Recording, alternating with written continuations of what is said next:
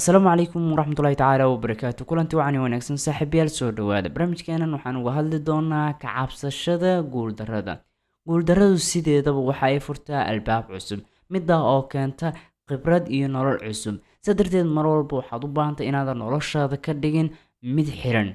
tijaabi wax walba tijaabada aad sameydaahi wax badan bay kuusoo kordhin doontaa tusaale ahaan qofka isku diyaarinaya interview ama imtixaan nuucu raba ha noqdee wax badan ayuu luulayaa maankiisana waxaa ka guuxayo su-aalo aad iyo aad u badan waayo waxa uu ka fikerayaa waxa hadhow la kulmi doono iyo natiijada si aad uga gudubtid cabsida waa inaad la timaadaa qodobo ugu horeyn qodobka koowaad aan qaadanayno waa inaad maskax cusub la timaadid waa inaad qaadatid macnaha bilaabista maskax cusub marka lagu leeyahay waa inaad tahay qof mar walba tijaabin kara shay maanta haduu shay ka filmay waa inaad fikrad cusub oo kale la timaadaa tusaale ahaan waxaad tahay qof ka shaqeeya waxyaabahan suuqgeynta maanta waxaad tahay qof la tababarayo waxaa laga doonaya inaad beri noqotid qofkii tababaray sida u shaqeynaya u shaqeeya sidaa darteed mar walba waxaad arki doontaa in hadalkaagu uu isgafo marar badan ayaa kugu dhicin doonta isgaf hadalkaaga marka waxaa u baahan tahay in hadalkaaga aad saxdo maalin walbana aad la timaadid kaarta cusub iyo weji cusub oo ka duwan wejigiisa leh sidaa darteed waxaa u baahan tahay mar walba inaad noqotid qof maskax cusub la imaanaya ama bilaababa qorshe cusub qodobka labaad ogolow in guuldarradu ay caado tahay macnaha guuldarradu sideedaba waa caado waxayna noqon kartaa shay adiga markaas kugu wanaagsan inaad guul daraysatid kama dhigna in noloshaada oo dhan ay xirantay bal waxaa laga yaabaa in guuldarradaas aad la kulantay ayba kuu furto boqolaal albaab laakiin adigaad u baahantay inaad fahantid si aad u fahantid waa inaad raacraacdaa waxyaabihii aad ku fashilantay sida haddii tusaale ahaan imtixaan baa lagaa qaadayay imtixaankan maadadan waxaad ku dhacday 90% oo tusaale sidaa darteed waxaa u baahantay inaad muraajaco samayso waa maxay waxyaabaha keenay in 10% bis aan ka keeno meeshii liiga rabay 100%. waxaan u baahanahay inaan ku laabto cashiradeydii si aan u fahmo su-aalaha marka aad rabto shay inaad ka guul gaartid ugu horeyn horta waa inaad iska fahantaa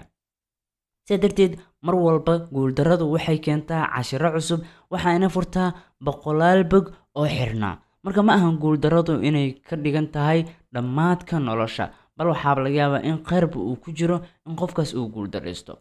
qodobka saddexaad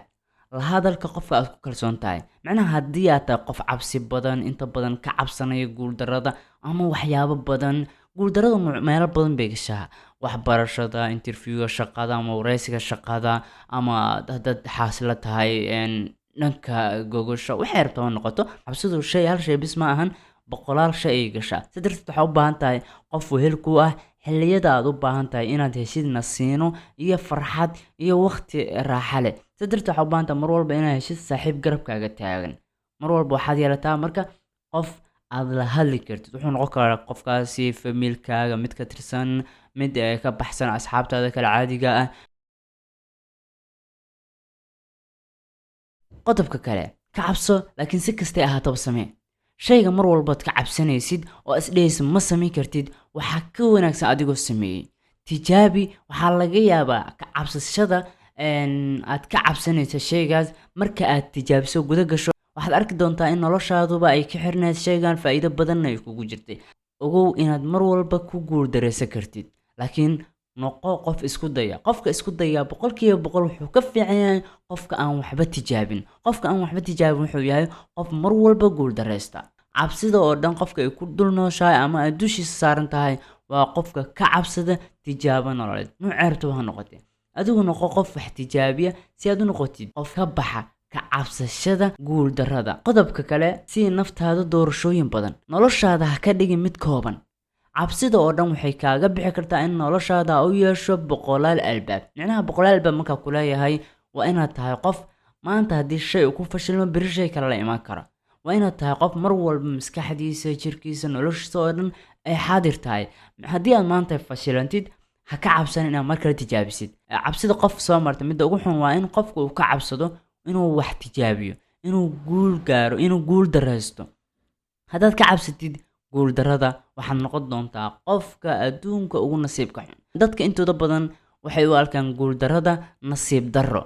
nasiib darro ma la dhihi karo, waxaa la dhihi karaa khibrad iyo weji cusub ee nolosha oo qof walba u bilaabanaya. nolosha tijaabo badan ayaa la marayaa, qofkana imtixaan ayaa ku socda. sidaa darteed mar walbaba ogow inaad tahay qof dushiisa ay hobanayaan waxyaabo badan. haddaba haddaad tahay qof cabsanaya, cabsidaada waxay kaa reebi doontaa mustaqbalkaaga saad ugu guulaysan lahayd. waxay kaa dhigi doontaa qof ka dhacsan nolosha, waxay kaa dhigi doontaa qof aan waayaha iyo dunidaba intaba la qabsan karin. sidaa darteed mar walba waxaa u baahan tahay inaad iska fogeysid waxyaabaha kuu keeni kara cabsida iyo walwalka iyo walbahaarka. waxaan rajeynayaa muuqaalkan inaad wax uun ka faa'iiday oo wax uun kugu soo kordhiyey. fadlan ka mid noqo walaalaha halkan aan ku midownay. hada billahi tawfiiq. assalaamu calaykum waraxmatullaahi wabarakaatu.